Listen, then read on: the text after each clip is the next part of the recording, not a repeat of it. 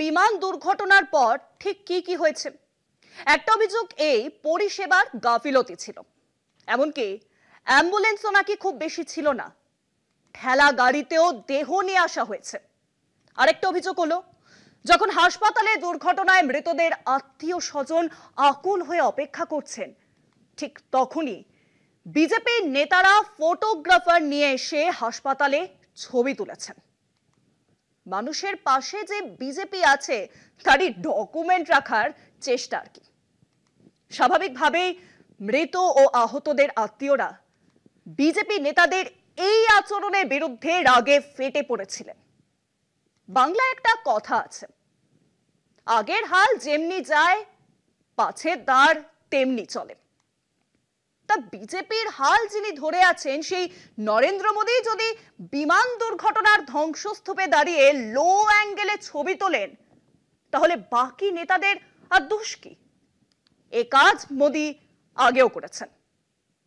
Operation সিঁদুরের পর সৈনিকের পোশাকে দেখা গেছে তাকে, এমনকি হেলিকপ্টারে থেকে বন্যা পরিস্থিতি দেখেছেন।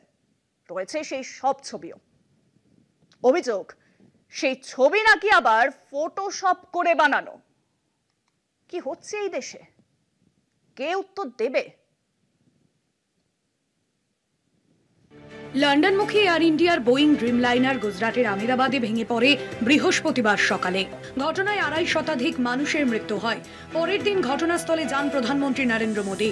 ঘুরে দেখেন বিমানের ধ্বংসস্তূপ। অকুস্থলে তার পরিদর্শনের যে ছবি সংবাদ মাধ্যমে প্রকাশিত হয়, ঘটনার প্রেক্ষাপটে তার ওই ছবির প্রদর্শন ঘিরে শুরু হয়েছে বিতর্ক। সাধারণত দুর্ঘটনাস্থলে সংশ্লিষ্ট সরকারি আধিকারিকদের সঙ্গী করেই প্রধানমন্ত্রী বা মন্ত্রীরা গিয়ে থাকেন। তারাই ঘটনা সম্পর্কে অবহিত করেন ভিভিআইপিকে। গত শনিবার মোদীকে দেখা যায় ঘটনাস্থলে ঘুরছেন। উঠছে দেদার ছবি।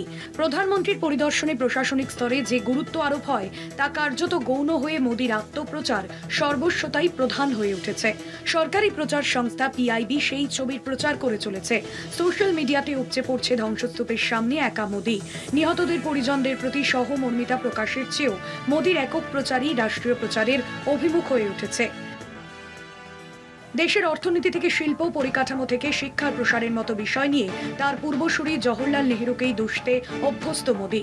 দেশ গঠনে ভারতের প্রথম প্রধানমন্ত্রী নেহরুর যাবতীয় অবদানকে উপেক্ষা করে ব্যক্তি মোদীর কৃতিত্ব জাহির করাটাই তার শাসনকালের দস্তুর। সাম্প্রতিককালে অপারেশন সিঁদুরের পরে একাধিক সেনা ঘাঁটিতে প্রধানমন্ত্রী মোদীকে কেতাদুরস্ত হয়ে সেনা পোশাকে ফটোশুটে দেখা গিয়েছে। তা নিয়েও বিতর্ক হয়েছে। এর আগে 2015 সালে আকাশপথে চেন্নাইতে বন্যা দেখতে গিয়েও সরকারি স্তরে প্রকাশিত ছবি নিয়েও নিন্দার ঝড় ওঠে। সেখানে দেখা যায় বিমানের জানলা দিয়ে বন্যা পরিদর্শনরত মোদীর ছবি, যা আদতে ফটোশপ করে প্রকাশ করে পিআইবি। প্রশ্ন ওঠে ওই প্রযুক্তিগত কারচুপি করা ছবি প্রকাশের নৈতিকতা নিয়েও। এবার আহমেদাবাদের ভয়াবহ ঘটনার রেশ কাটার আগেই মোদীর ওই একক পরিদর্শন এমনই অনেক অস্বস্তিকর প্রশ্ন তুলে দিয়েছে।